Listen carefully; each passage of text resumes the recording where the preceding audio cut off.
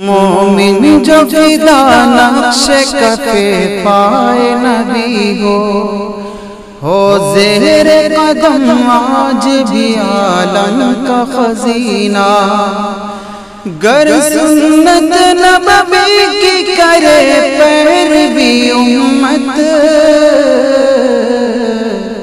طوفان سے نکل جائے گا پھر اس کا سفینہ، طوفان سے نکل جائے گا پھر اس کا سفینہ۔ ونصلی علی رسولہ الکریم، اما بعد، ہر کاروبار کے سلسلے میں دو چیزیں اس کے پیش نظر ہوتی ہیں۔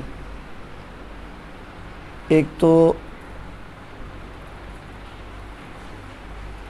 مال وہ رکھتا ہے جو لوگوں کی چاہت ہوتی ہے، اور لوگ جس مال کو مانگتے ہیں گاہک اس کے حساب سے مال رکھتا ہے وہ۔ دوسری فکر اس کی یہ ہوتی ہے کہ زیادہ سے زیادہ کمائی ہو جائے۔ یہ دو فکریں ہر کاروباری کے پیش نظر ہیں۔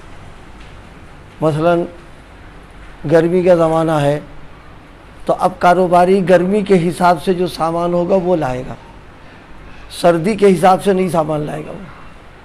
جب سردی کا موسم آ جائے گا تو پھر وہ گرمی والا نہیں لے کر کے آئے گا، بس موسم کا جیسا تقاضا ہوتا ہے اس کے اعتبار سے وہ مال لاتا ہے۔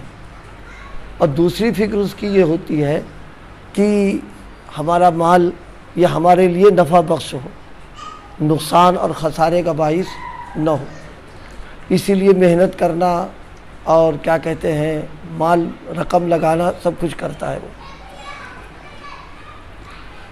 ایک ایمان والے کو بھی اس کی فکر ہونا چاہیے، فکر یہ ہو کہ کائنات کی سب سے قیمتی چیز عمر ہے جو اللہ پاک نے عطا فرمائی ہے۔ اب صبح سے لے کر کے شام تک ہم جتنا وقت ہمارا گزر رہا ہے اس میں ہم نے کمائی کیا کی ہے؟ اگر ہم نے اعمال صالحہ، اچھے کام، نیکیاں ہماری ہو گئی تو یہ ہماری کامیابی کی بات ہو جائے گی۔ لیکن اگر اعمال کے اعتبار سے ہم نے دیکھا کہ کمائی نہیں ہو پائی، غلط کام کر دیے، برے کام ہو گئے، گناہ ہو گیا، تو یہ نقصان کی بات آ جائے گی۔ تو ہر وقت ہماری یہ فکر ہو کہ ہماری جو عمر گزر رہی ہے وہ کن کاموں میں جا رہی۔ کاروباری پیسہ لگاتا ہے تو اسی طرح ہم اپنی عمر لگا رہے ہیں، اور ایک ایک لمحہ جو ہمارا لگ رہا ہے اس میں ہم کو کیا مل رہا ہے، نیکیاں آ رہی ہے یا گناہ آ رہے ہیں۔ اگر نیکیاں ہیں پھر اب اس میں دیکھنا ہے کہ اعلیٰ درجے کی نیکیاں ہو گئیں یا گھٹیا درجے کی آ گئیں اس میں۔ اگر نیکیاں اعلیٰ درجے کی ہوئی، خوب ہو گئی، تو یہ کامیابی کی بات ہو جائے گی ہمارے لیے۔ اور اگر معلوم ہوا کہ نیکیاں تو کم ہیں، برائیاں زیادہ آ گئیں، یا اعمال اچھے تو کیے ہیں وہ نمبر 2 کے ہو گئے یا گھٹیا قسم کے ہو گئے، تو یہ بھی خسارے کا باعث ہے انسان کے لیے۔ اکابر کے سلسلے میں بزرگوں کا مزاج اس تعلق سے بڑی فکر مندی کا رہا ہے کہ وہ اپنے اوقات کو استعمال کرنے کے لیے بہت سوچ سمجھ کر کے، کیونکہ اللہ تعالیٰ نے جو عمر عطا فرمائی ہے اس کا کوئی بدل تو ہے نہیں۔ جب اس کا کوئی بدل نہیں ہے تو اب اس کا صحیح مصرف اور صحیح استعمال ہو جائے۔ تو وہ بولنے سے پہلے بھی تولتے تھے اور عمل کرنے سے پہلے اس عمل کا وزن کر لیتے ہیں وہ، کہ جو ہم عمل کرنے جا رہے ہیں یہ عمل وزنی ہے یا نہیں، اور جو بات منہ سے نکالنا چاہ رہے ہیں اس کو بھی تول لیتے تھے کہ یہ بات صحیح ہے یا نہیں۔ ہم لوگوں کا معاملہ دونوں تعلق سے بڑی لاپرواہی کا ہے۔ بولنے کی بات آ گئی اب بولتے چلے جا رہے ہیں، عمل کی بات آ گئی کرتے چلے جا رہے ہیں، سوچ بھی نہیں رہے کہ یہ کرنا صحیح ہے غلط ہے مفید ہے نہیں ہے یہ اچھا ہے غلط چلتا چلا جا رہا. جس کو حضرت نبی کریم صلی اللہ علیہ وسلم نے ایک موقع پر ارشاد فرمایا تھا کہ جیسے حسیہ چلاتے ہیں دریتی چلاتے ہیں تو اب اس میں گھاس یہ وہ سب کٹتا چلا جاتا ہے اس میں تمیز نہیں ہو پاتی ہے. اسی طریقے سے کوئی آدمی اپنی زبان کو اس طرح استعمال کرے اور عمل اسی انداز پر کر رہا ہے تو وہ کامیاب کاروباری نہیں ہے, وہ تو خسارے والا ہے وہ تو. اس لیے بھائی ضرورت اس بات کی ہے ہم سب لوگوں کو اللہ یہ فکر نصیب فرما دے کہ صبح سے لے کر شام تک ہمارے زندگی کے جو اوقات انتہائی قیمتی ہیں اس کے بدلے میں مل کیا رہا ہم کو.